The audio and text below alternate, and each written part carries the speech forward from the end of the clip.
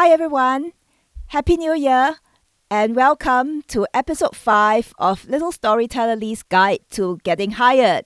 On the very first day of 2026, Sangeet Paul Chowdhury, winner of the 2025 Thinkers 50 Strategy Award and author of Reshuffle, wrote a LinkedIn post that I thought, although it's aimed at companies, it's also very relevant for workers coming into 2026. Sangeet said, "A healthy infinite game optimizes for continuation with optionality, not for any single terminal win." Sounds very team, right? Or for my non-Singaporean friends, that was a lot of really big words, right? But let me break that statement down into what it means for how we look at careers, especially for Gen Z. From the 1970s all the way till now, here's what careers meant. We got as much education as we could, and then we started working in an area which was related to what we specialized in at uni or polytechnic or the Institute of Technical Education, which for my non-Singaporean friends means vocational school. And until we retired, we just kept on getting promotions, which indicated how successful we were, and often we stayed with the same employer from graduation all the way.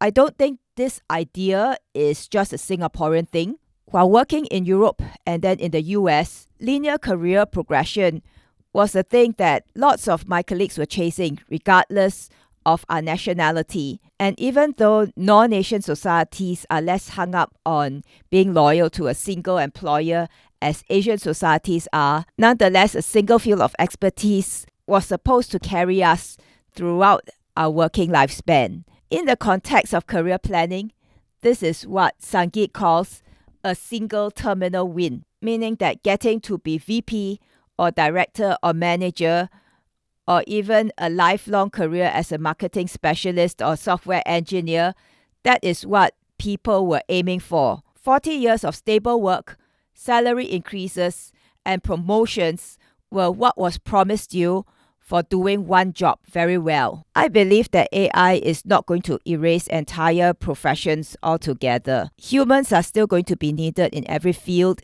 and some professions will be more resilient to AI than others. But AI has taken away the idea that a single certificate is enough to see us through a whole career until retirement. In fact, certs from as recent as 3 years ago are starting to show their age. And therefore, what a healthy career means is no longer getting promoted in one straight line, but simply choosing your next job and your next skill certification so that you can stay employed, taking things one step at a time. As uni grads, we used to think companies hired us to tap into our talent. It's now clear that all along, companies hired us to rent our skills. The term permanent employment is misleading. It makes us think that when we sign on to a corporate role, we are being offered a place in a department for the rest of our careers. Actually, what's being offered is a salary to do a specific set of tasks, with possibly a little bit of variation, for as long as those tasks make sense to the company. Why is it important to be aware of this? Because then you will know when you have the best value in the market. So long as you're aware of what the skills needed in the market are, you can self-assess on when's the best time for you to search for your next job based on the skills that you have. Set up alerts to receive listings for jobs at your current level and the level above. Monitor those job requirements for the next role that you want years before you think you qualify for it. That's the best way to stay aware of which skills the market values and how they are evolving. And if you've job searched in the past 5 years, you'll probably have that experience of thinking, "Oh, I could totally do that job," and blissfully applied for roles where you're sure you would have killed it, only to get a pile of rejections in return. The reality check is, if you have a hot skill, thousands of other people have that same skill as you. Second reality check. In your department, you might be a superstar, but outside in the job market, Everybody selling the ability to do that same skill you are banking on looks pretty much the same in the eyes of a company. What do companies do when they have hundreds or thousands of uni grads with the same hot skill who are all applying for the same job? They select the person who can copy-paste the best into their org on context, meaning the person who has worked with the very same tool that they're using or that they plan to use in a business that's as similar to theirs as possible. That means the key to being a contender for the biggest number of job openings is to make sure you're exposed to many contexts, especially in the early years where you can switch around to different functions or different sectors more easily. One approach could be to build your capabilities in several adjacent areas. In practice, this could mean jumping from SQL to classical machine learning, then to extract transfer load or ETL processes, or from paid search to paid social and then to content marketing. The other is to apply your skills in as broad a range of contexts as possible. B2B or business-to-business companies have different strategies from B2C or business-to-consumer companies. Smaller companies and startups use different tools and systems from Fortune 500 enterprises. Working at consultancies or agencies enables you to serve and understand more than one client, which will give you the ability to recognize how your approach needs to adapt in different contexts. This is why I recommend that anybody starting out in digital marketing should spend their first few years working at an agency before going in-house. Spending too long in a single company's context means you're limiting your exposure, your skill set, and your options. Job hopping used to have a stigma, but now it's a survival strategy. That doesn't mean all job hopping is healthy.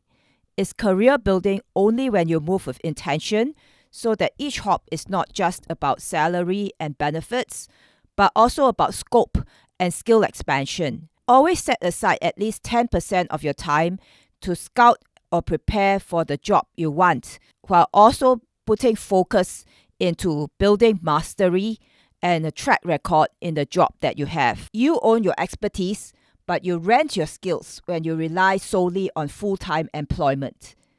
If your company doesn't need your skill set because they got acquired or because they closed down your project, that doesn't mean your expertise is weak or unimportant. Simply put, the reality is that any given company or companies might need different sets of skills to different extents at different times, depending on where their customers and competitors are headed and how their overall business is doing. Owning is about keeping mastery and upgrading your knowledge even when it isn't going to translate into immediate gains in salary, employment, or promotion opportunities. It's also about establishing yourself as an expert by being generous about mentoring and supporting other people's successes while staying committed to upgrading your own skills and knowledge. That means you might knowingly step down from a bigger company to a smaller one, or join a startup, or move into freelance consulting, just so you can grow your scope and operate in a different context. Having full responsibility for a commercial outcome, no matter what the size, is a huge step to mark your mastery of a field. The infinite game is the game you can go on playing forever, or in other words, until you choose retirement. That would be the goal of staying relevant and current in whatever field you're playing in. The finite game, on the other hand, is the job or business that you're in today. People's needs will change with changes in trends, demographics, the state of the economy, and technology. Your job today is the way you add value in the current context, which could change the minute the environment shifts. Own your expertise and rent your skills in different ways and different contexts to different parties at different points in time. That's how you build more choices for yourself, which is what the word optionality means. But kick ass in the job you're doing now, because that's how you build trust and ensure there's people who will open doors for you to try new things. Kicking ass today doesn't mean you kick ass forever without putting in more effort along the way, but it will help you stay in the game. Does it sound simpler now? More doable? Just look for the thing that helps you win in January and take this one step at a time. Next week, I'll talk about corporate delayering and how it all makes sense in the world of AI. So stay tuned. Bye bye.